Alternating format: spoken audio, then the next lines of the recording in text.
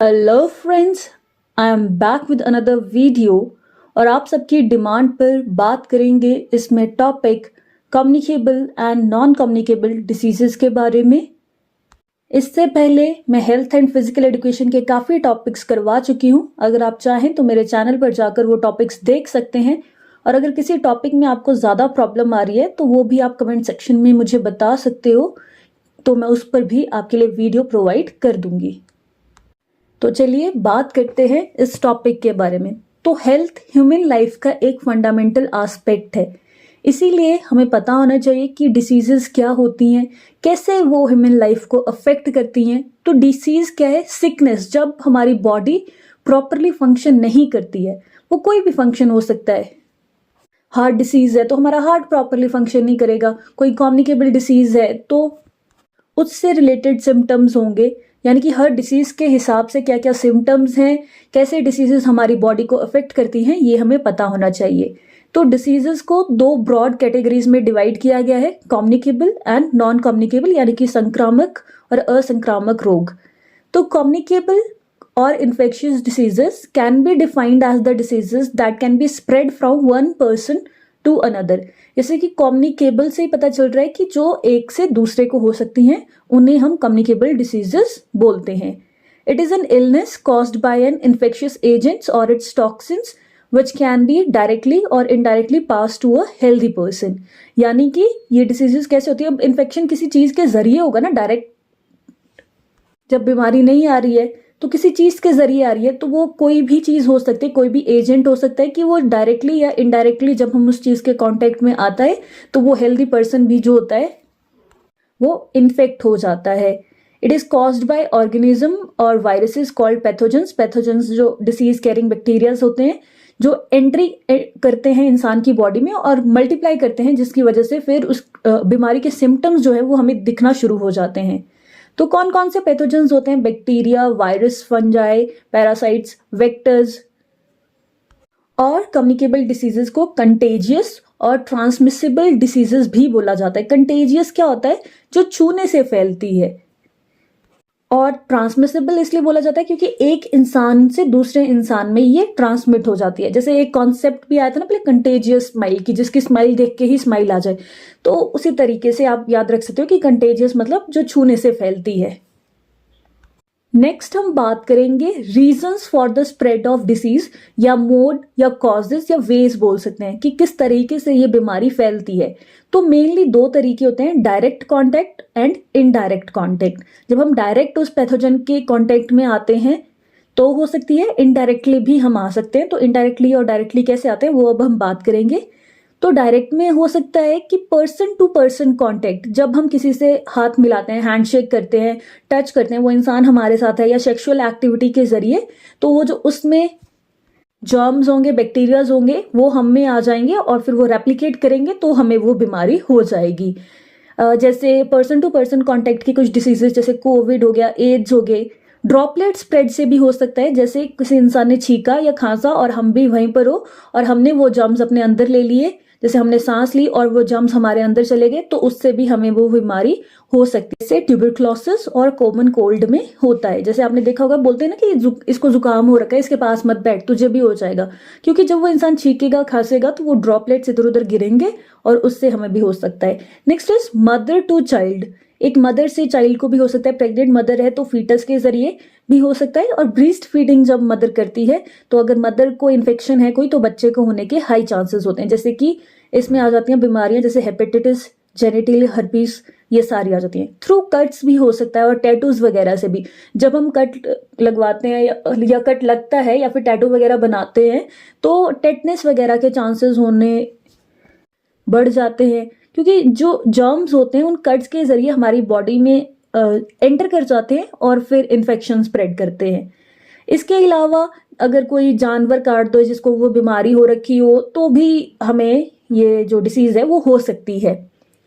Next is indirect. Indirect में आ जाता है एयरबोर्न ट्रांसमिशन, यानी कि जो हवा के द्वारा फैलते हैं जर्म्स वगैरह, जैसे स्मॉल पॉक्स हो गया, मेसल्स हो गया, वूपिंग कफ हो गया, फिर उसके बाद कंटेमिनेटेड ऑब्जेक्ट से भी हो सकते हैं, जैसे उस इंसान ने जिसको बीमारी है वो उसने कोई चीज़ टच करी और आपने भी वही सेम चीज़ जो है वो टच कर ली। इसीलिए लोगों को जब कोई ऐसी बीमारी हो जाती है तो घर में उन्हें आइसोलेट करके रखा जाता है और उनकी चीज़ें भी अलग कर दी जाती है, क्योंकि कंटेमिनेटेड ऑब्जेक्ट्स को छूने से भी ये बीमारियां हो जाती हैं। जैसे कफ हो गया, स्नीज हो गया, तो उस पर ड्रॉपलेट्स गिरेंगे या कुछ, तो उससे क्या होगा कि वो चीज़ कंटेमिनेट होगी। अब वो चीज़ को भी अगर हम छू देंगे तो हमें वो बीमारी हो जाएगी। Next is food and water borne diseases, जैसे गंदा पानी पीने से या गंदी चीज़ें खाने से भी बीमारियां हो जाती हैं अगर हाइजीन का ध्यान ना रखा जाए, जैसे कॉलेरा, टाइफाइड, डिसेंट्री, ये सारी वेक्टर बॉर्न डिसीजेस जैसे वेक्टर्स कैरी करते हैं, जैसे मलेरिया हो गया, डेंगू हो गया, प्लेग हो गया, तो इन सब के बारे में हम लिख सकते हैं। नेक्स्ट बात करेंगे कुछ कॉमन जो कम्युनिकेबल डिसीजेज हमें देखने को मिलती है। Tuberculosis, malaria, dengue, Zika, typhoid, hepatitis, flu, जैसे आजकल भी आई फ्लू बहुत चला हुआ है, कॉलेरा, एड्स, और इसमें बाकी सेक्सुअली ट्रांसमिटेड डिसीजेज भी आ सकती हैं। फिर उसके बाद डायरिया, जॉन्डिस, इबोला, इसके अलावा भी बहुत सी कम्युनिकेबल डिसीजेज होती हैं। जो कुछ मेन है वो मैंने आपके साथ डिस्कस करी हैं। नेक्स्ट हम बात करेंगे सिम्टम्स ऑफ कम्युनिकेबल डिसीजेस। कैसे पता चलता है कि कोई कम्युनिकेबल डिसीज हुई है? Once the pathogen entered a person's body, it starts replicating and individual may begin to experience symptoms depending on the disease.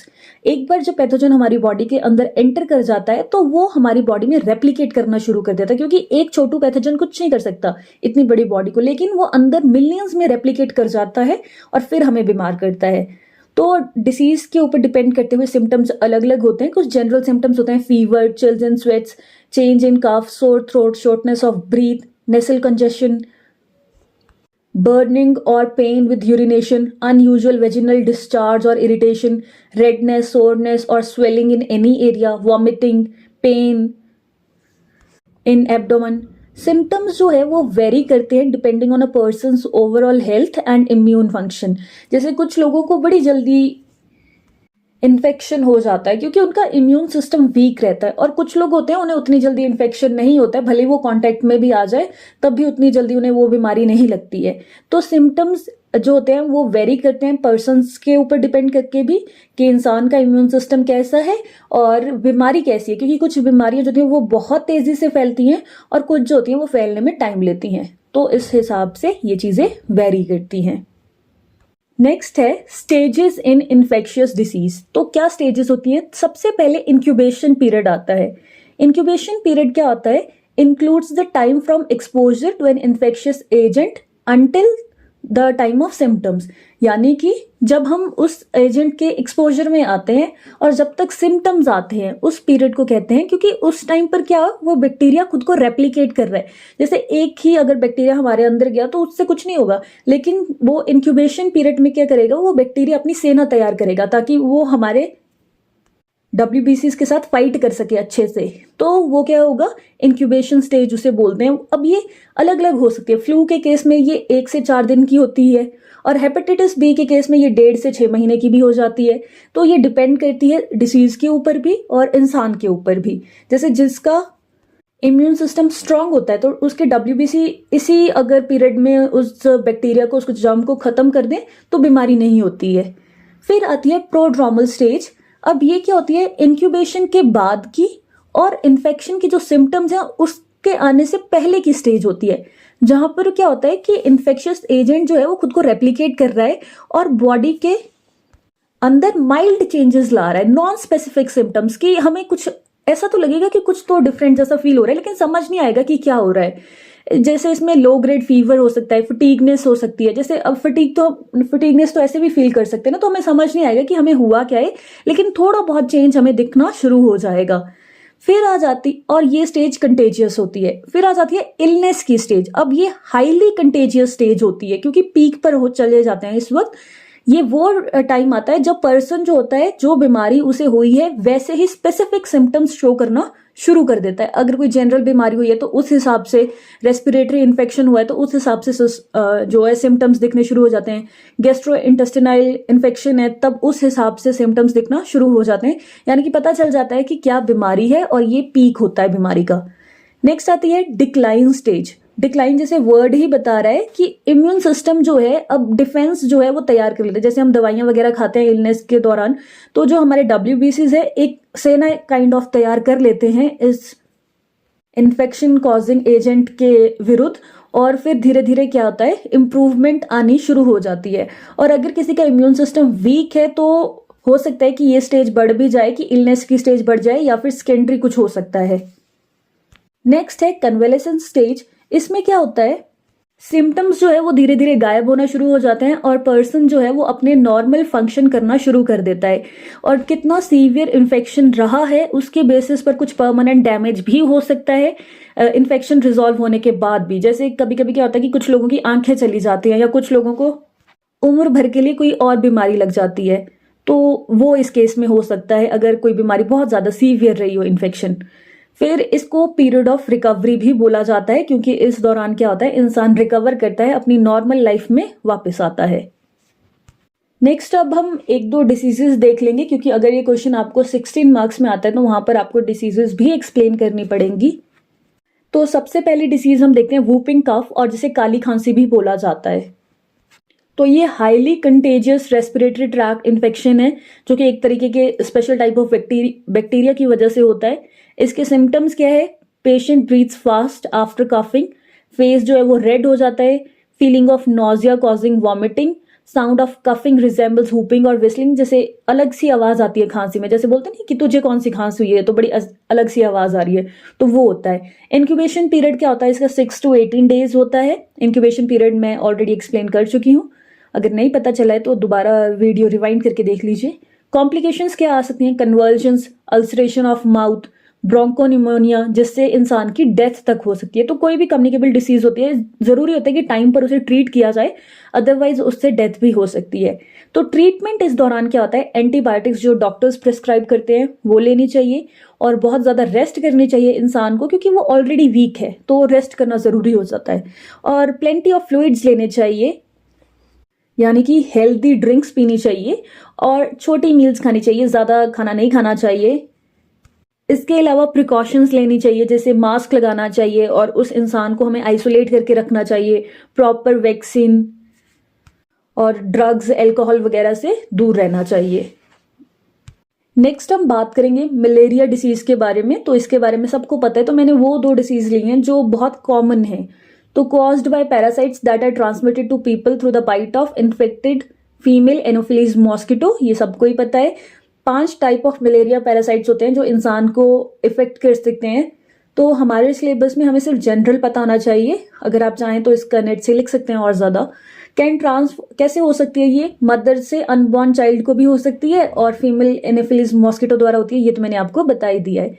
Symptoms क्या होते हैं, फीवर एंड स्वेटिंग, चिल्स, जिससे ऐसे पूरी बॉडी में कंपी टाइप ऑफ लगती है, हेडेक हो सकते हैं, मसल एक्स हो सकते हैं, फटीगनेस हो सकती है, चेस्ट पेन, ब्रीथिंग प्रॉब्लम्स, कफ, नोजिया, वॉमिटिंग, और बहुत ज्यादा अगर बढ़ जाए मलेरिया तो अनीमिया और जॉन्डिस की कंडीशन भी बन सकती है।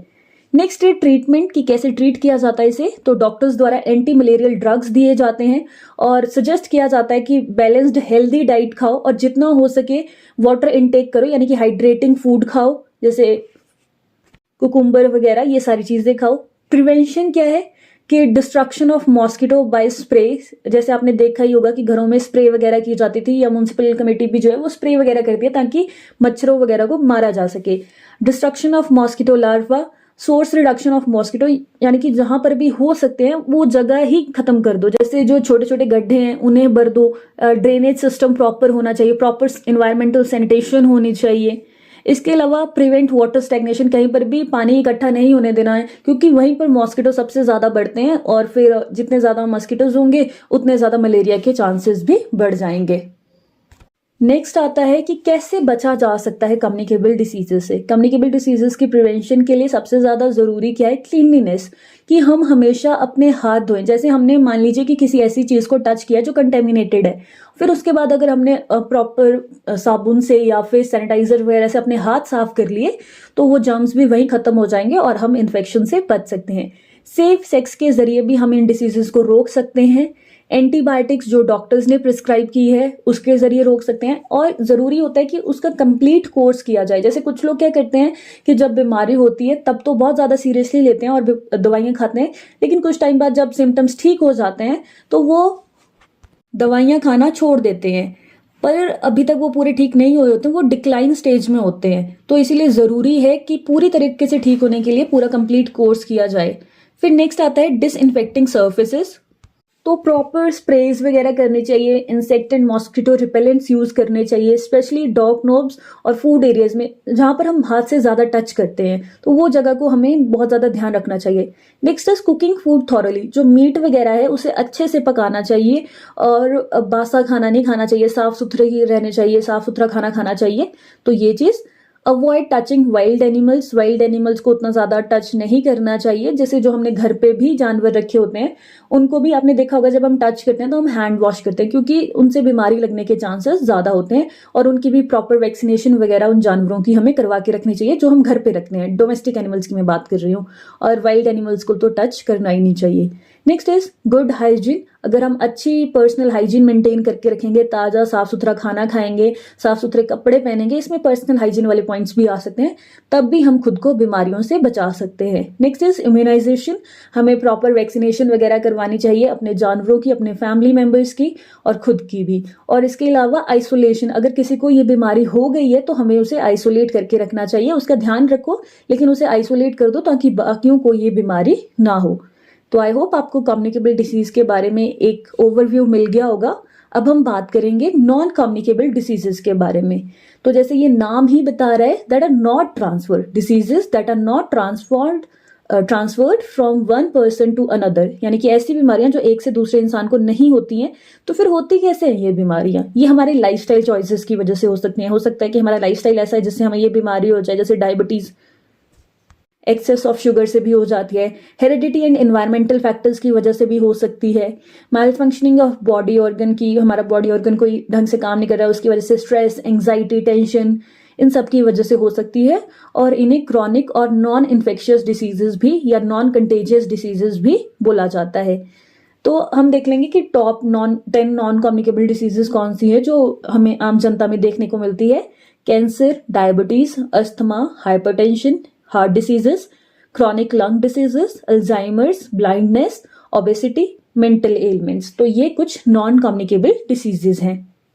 नेक्स्ट बात आती है कि नॉन कम्युनिकेबल डिसीजेस से बचा कैसे जा सकता है। तो नॉन कम्युनिकेबल डिसीजेस से बचने के लिए कि हेल्दी ईटिंग, हम वेल बैलेंस्ड डाइट खाएं।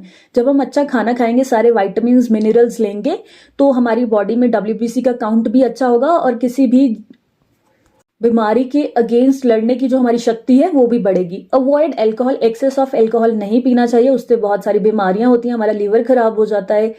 रेगुलर चेकअप्स, अगर हमें कुछ लगता है थोड़ी बहुत भी प्रॉब्लम, तब भी डॉक्टर के पास जाना चाहिए। और अगर प्रॉब्लम ना भी लगे तब भी साल में 1-2 बार ऐसे चेकअप करवा ही लेना चाहिए। Next is health education. Health education की नॉलेज हो लोगों को, उन्हें पता हो कि हर बीमारी के क्या सिम्टम होते हैं, ताकि क्योंकि कभी कभी हम क्या होता है कि इग्नोर ही कर देते हैं कि ये तो नॉर्मल है। लेकिन अगर हमें हेल्थ एडुकेशन होगी तो हमें प्रॉपर पता होगा कि कोई भी चीज़ अगर एबनॉर्मल फील हो रहा है तो उसे नॉर्मल नहीं लेना है, डॉक्टर के पास जाना है। वैक्सीनेशन के जरिए हम डिसीजेस से बच सकते हैं। नेक्स्ट है स्ट्रेस मैनेजमेंट। जैसे डिप्रेशन वगैरह, ये सारी चीज़ें कैसे होती हैं? स्ट्रेस की वजह से होती हैं। तो हमें स्ट्रेस मैनेजमेंट करना चाहिए। उसके लिए बहुत सी चीज़ें आती हैं कि गाइडेंस, काउंसलिंग ले लो, फिर इसके अलावा रेगुलर एक्सरसाइज करो, योगा वगैरह, और बहुत सारी थेरेपीज भी हैं। टोबैको कंट्रोल, हमें ऐसी जो भी नशीले पदार्थ होते हैं या ऐसी चीज़ें, इनसे दूर रहना चाहिए। रेगुलर एक्सरसाइज करनी चाहिए, क्योंकि एक्सरसाइज, योगा से बहुत ज़्यादा हमारी बॉडी में अच्छे रिजल्ट्स हमें देखने को मिलते हैं। हम फिजिकली और मेंटली दोनों तरीके से हेल्दी रह पाते हैं।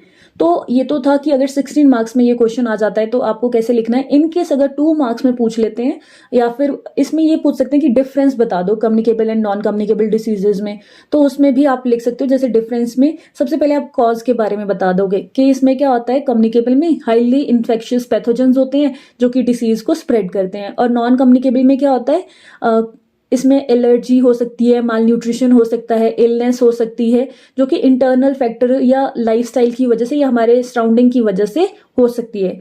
नेक्स्ट इज ट्रांसमिटिंग एजेंट, जैसे वायरस, बैक्टीरिया होता है इसमें, और नॉन कम्युनिकेबल में कोई भी ट्रांसमिटिंग एजेंट नहीं है क्योंकि ये ट्रांसफर नहीं होती है। रोल ऑफ इनहेरिटेंस के बारे में लिख सकते हैं कि ये जनरेशन टू जनरेशन पास होती है, कम्युनिकेबल, और ये इनहेरिटेड नहीं होती है। नेक्स्ट डिसीज टाइप के बारे में लिख सकते हो कि डेवलप होती है इमीडिएटली और एक्यूट होती है, और ये पीरियड ऑफ टाइम में डेवलप होती है और लंबे समय तक रहती है और फेटल भी हो सकती है। ट्रीटमेंट में ये जो कम्युनिकेबल होती है उसे ट्रेडिशनल मेथड से भी ट्रीट किया जाता है, लेकिन जो नॉन कम्युनिकेबल डिसीजेज होती हैं उनके लिए सर्जिकल और स्पेशलाइज्ड ट्रीटमेंट्स ही हमें यूज करने पड़ते हैं। और इसके अलावा जो भी मैंने आपको 10-10 एग्जाम्पल्स बताए दोनों में, वो आप लिख सकते हो, उनमें से कोई भी 3-4 एग्जाम्पल्स। सो आई होप आपको ये टॉपिक क्लियर हो गया हो। फिर भी कहीं कुछ डाउट है तो कमेंट सेक्शन में मुझसे पूछ सकते हैं, और अगर वीडियो इन्फॉर्मेटिव लगी हो तो लाइक शेयर जरूर करें। Thank you and stay connected for more videos.